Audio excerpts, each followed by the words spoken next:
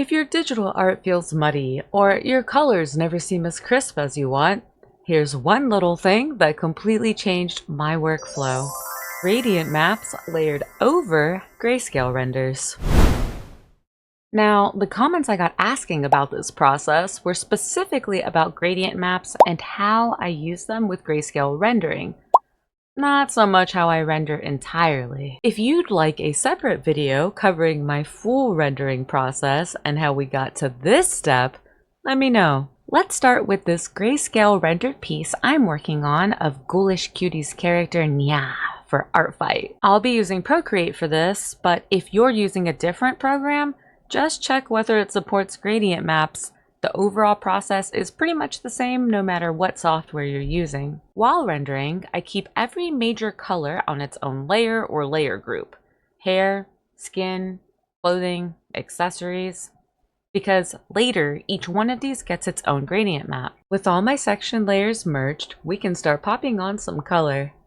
Starting with the hair, we'll place our gradient map. Procreate has a few built-in gradient maps, so I usually just scroll through them and choose one that feels similar to the hue I want, then start adjusting. The left dot controls the colors in your dark values, and the right dot controls the colors in your light values. You can add more dots to impact more value ranges in your piece. I usually work with 3 dots so that my middle dot can impact my mid-range values. She has beautiful orange hair, so the first colors I know I'm going to work with are a red and a yellow.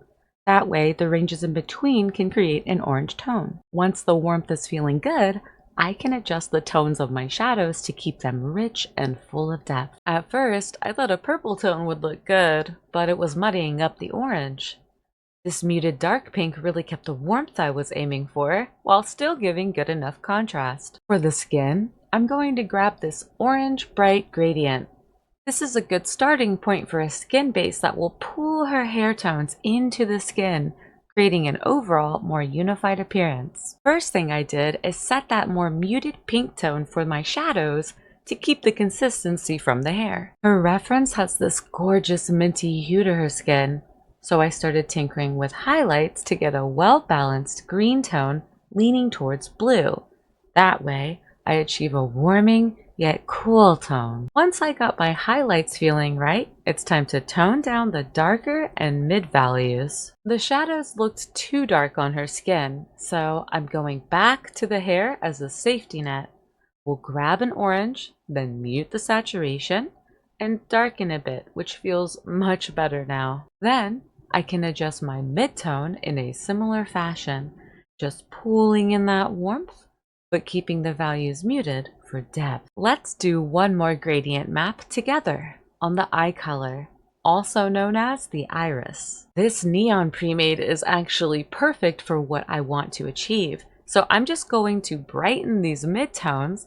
That way the iris glows a bit more without losing those shadows. Be careful not to do it too much or it'll blow out the depth we worked so hard on during the rendering process. We'll also bump up the range of our dark blue shadows to keep those blending smoothly. Let's go ahead and speed through the rest of this gradient mapping, then add some final details. At the end, I love to add a curves and then a color balance adjustment layer to really push and pull my values for that extra pop.